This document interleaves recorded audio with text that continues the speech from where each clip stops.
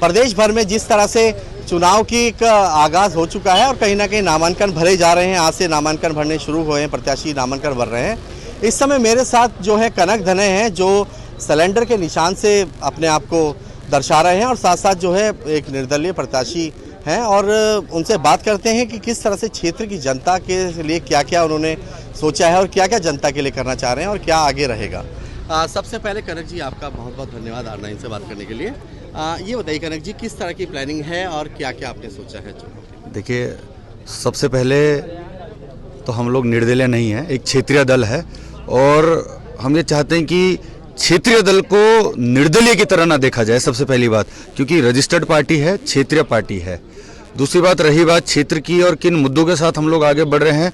ऋषिकेश की अगर मैं बात करूं पर्सनली और स्टेट की बात ना करते हुए, बहुत से ऐसे मुद्दे हैं जो कहीं ना कहीं पिछले 15 सालों से हम लोग कहीं ना कहीं नदारत थे उन मुद्दों को लेकर। उसमें पार्किंग एक बहुत बड़ा मुद्दा है, उसमें ट्रेंचिंग ग्राउंड एक बहुत बड़ा मुद्दा है, ग्रामीण में कॉलेज खुलना एक बहुत बड़ा मुद्दा है, खदरी खड़गमाफ में पॉलिटेक्निक कॉलेज होने के बावजूद भी सिर्फ एक ट्रेड वहां पर चलना, ये एक बहुत बड़ा मुद्दा है। हमारे पास जंगली जानवरों का जो आतंक है, उस पर जो सोलर बाढ़ की जो व्यवस्था होनी चाहिए थी, वो एक बहुत बड़ा मुद्दा है। गौरी माफी में जो हर साल सोंग नदी उफान पे आ जाती है, वो एक बहुत बड़ा मुद्दा है। कहीं ना कहीं मुझे लगता है जो सुविधाओं के नाम पर हमारे साथ खिलवाड़ होता है, एम्स के अंदर जो समस्याएं और जो 3 महीने का समय एक टेस्टिंग में लगता है, वो एक बहुत बड़ा मुद्दा है। एम्स के अंदर जो दलाली चलती है, 50,000 रुपए एक सिक्योरिटी गार्ड से नौकरी का जो लिया जाता है, वो एक बहुत बड़ा मुद्दा है। 2.5 लाख रुपए अटेंडेंट से जो लिया जाता है, वो एक बहुत बड़ा मुद्दा है। और एम्स में जो एक नॉर्मल से अगर आप टेस्ट कराने के लिए जाएं,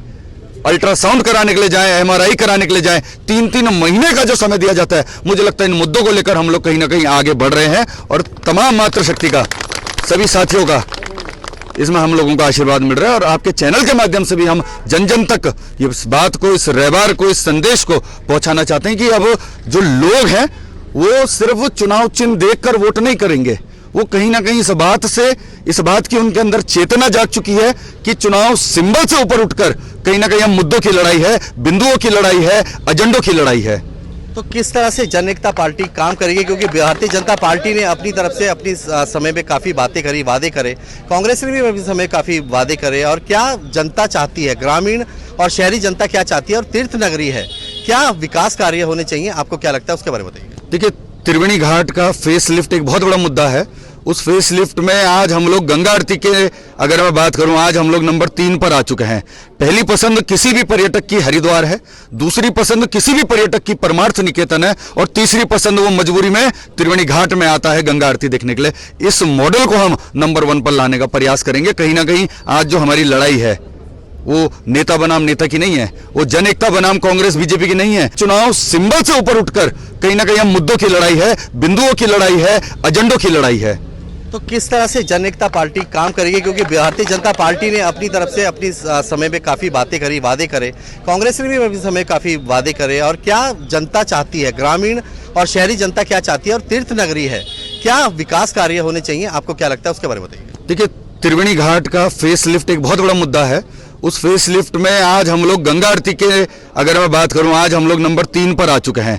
पहली पसंद किसी भी पर्यटक की हरिद्वार है, दूसरी पसंद किसी भी पर्यटक की परमार्थ निकेतन है, और तीसरी पसंद वो मजबूरी में त्रिवेणी घाट में आता है गंगा आरती देखने के लिए। इस मॉडल को हम नंबर 1 पर लाने का प्रयास करेंगे। कहीं ना कहीं आज जो हमारी लड़ाई है वो नेता बनाम नेता की नहीं है, वो जन एकता बनाम कांग्रेस बीजेपी की नहीं है, वो विजन की है, वो दूरदर्शिता की है, वो एक सोच की है कि कौन नेता अच्छे मॉडल के साथ इस क्षेत्र में अपनी दूरदर्शिता योजनाओं को लागू करेगा, किसके अंदर काम करने की ऊर्जा है, किसके अंदर दूरदर्शी सोच है, विजन है। आज लड़ाई उस बात की है, ये पार्टियों की और व्यक्तियों की लड़ाई नहीं है, ये जनता की भी लड़ाई नहीं है, ये आज सोच की लड़ाई है, ये आज शासन बनाम जनता की लड़ाई है। और उसमें नेताओं की एक बहुत बड़ी भूमिका है कि नेता किस तरीके से उस टूल का काम शासन और जनता के बीच में उस समन्वय, उस सेतु का काम करते हैं। मुझे लगता है आज लड़ाई इस बात की है। तो ये थे हमारे साथ जन एकता पार्टी के कनक धने, और साथ साथ इन्होंने बताया कि हम जो है क्षेत्र का विकास और आगे कार्यों की बात कर रहे हैं। मैं विपिन नागी, R9 न्यूज़, ऋषिकेश।